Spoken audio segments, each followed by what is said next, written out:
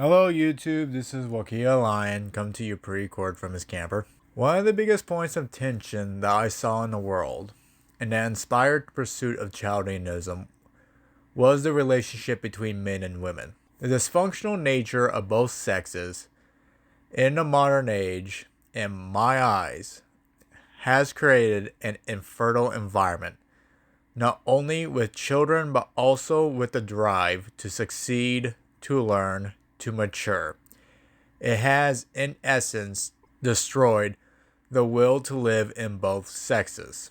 Guideless, confused, you can easily see the juvenile behavior of both sexes as something akin to a developmental regression that creatures collapse into when they are in a state of fear of emotional, mental, or physical harm, fear of the confusing, fear of the unproven or the mistrusted. This all stems from a lack of confidence in the world around you and in yourself. The first videos that I did over the Lords was over Venus and Mars, both of which deals with the fundamental nature of how people interact with one another, i.e. the predator-prey dynamic, and how all of our interactions with other creatures is sexual by its very nature. It's just a matter of to what degree. This video was going to hone in on that idea. This idea being the third and final fork in the grand trident that makes up the natural order pyramid and the spiritual aspect that lies at the head of the pyramid and therefore lies at the foundation that makes it all work. So, without further ado, let's begin. This video is different from the other two forks, Chaldean economics and education. Reason being is that this video specifically deals with individuals and their core personalities. It was originally supposed to be a video about merely the sexes, but that is no longer the case. It has developed into a video that focuses on our relationships with each other and to help distinguish what a bad relationship is from a good one. This starts at the roots of the individual. For in order to have a life-affirming relationship with someone to begin with, that person has to be a life-affirming person in character. This begins with the 4 pylons that are directed by the 4 original virtues of the natural order, the tetrarchs, or guardians of the pyramid. Those virtues being passion, practicality, wisdom/empathy, and curiosity. These 4 virtues are countered by their inversions, those being hatred, deception, parasitism, and fanaticism. In order for the rest of the mechanism to function in a life-affirming way, the person or the people that you are interacting with have to have the 4 virtues and none of the 4 vices. If said person or persons appear to have all 4 virtues, if they ever show one vice at any time, you must distance yourself from them and treat them as other. Reason being is that the tetrarch does not work in a vacuum. The pylons are directly and forever linked to one another. You cannot have 3 virtues and 1 vice. It cannot work like that. When one is inverted, the others are too. They just don't appear that way initially. Until the others have managed to overcome their vices, they will forever be infected with a life-denying projection and will suck the life out of you. Be aware. This can manifest itself at any time in any situation. That is why the 12 houses are also located at the center of the tetrarch guardianship. To put emphasis on this fact and to make you aware that, even though someone may be virtuous in one aspect of your life, or in a specific kind of relationship, take a friendship as an example, does not mean that they will stay that way if you both choose to be in a unison with each other in a different way.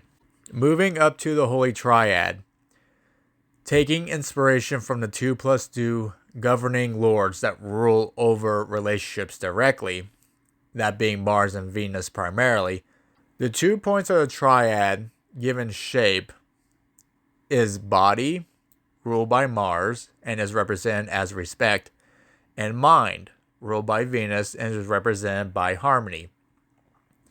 These 2 points, being the balancing of the 2 lords and their own respective dichotomies, are counterbalancing each other on the floor of the triad, with Pluto representing the spirit or the cost of balance between the 2. Honor is what this all accumulates or dissipates in. Honor meaning, in this case, the squaring of deals and the forgiveness of transgressions. This represented by Earth, whose environments we are born into and learn from, and so who we base our sense of right and wrong after. Earth is the only lord I could think of that could fulfill the role of the column by which the dichotomy of tribalism ebbs to and fro on, that being life and death, neither necessarily being good nor bad, simply a state of the natural order. We gain much of our understanding of life and death through Mother Earth, being by which the soil we are born and to which the soil we return. No other lord has such a profound influence on our sense of what is just and unjust, what is correct and incorrect, more than Earth. Earth, who makes up the astrological chart itself and is therefore our centeredness in reality itself. The train of logic also extends to the nature of Venus and Pluto. Taurus, in particular, in the Greek mythology of Hades and Persephone, with the meter in the background to give it further context. Pluto represents debt, as I've probably discussed in the Pluto video, as is also somewhat discussed in the 8th house as well as the nature of Scorpio. It only makes sense that the chthonic lord would be the ruler over all acts of transgressions and repayments. From life you are indebted, and in death you have repaid. That Earth and Pluto represent this dichotomy of life and death, and Venus and Mars, who represent predator and prey, it's only appropriate, as far as I can see, that they should form the holy triad of what is fundamentally relationships. From the triad of life and death, predator and prey, comes the dichotomy of what is owed versus what is given. This being a balancing act of honor that fluctuates between what one could probably categorize as a relationship between submissives and dominators, the owed who gave and the given who owe. This is a continuous relationship that forms the hierarchical structure of the society as a whole, and the spiritual structure that governs what is truth and law within society. How to go about it, and who embodies these truths the most, all of which is dictated by the earthly law. A tribe is formed from this. Tribe being more of a concept rather than a designation for a small group of people who have a similar background, language, and a recognized leader. In this case, a tribe is those things and much more, being a manifested stewardship of a collective belief, trust, and debt system that lives in tandem with the natural environment by which the beliefs, trust, and debt systems are modeled by, and is therefore not a matter of what we ought to do, but a matter of what makes the most sense to do. What is aligned with the world around us and our conception of our place within that world, what actions makes the most sense for us to do in that environment, and to treat each other according to what is most respectful, harmonious, fair, and ultimately honorable in said environment. This is what creates a true tribe. It's not a matter of what we think should be, it's a matter of who we are that simply is.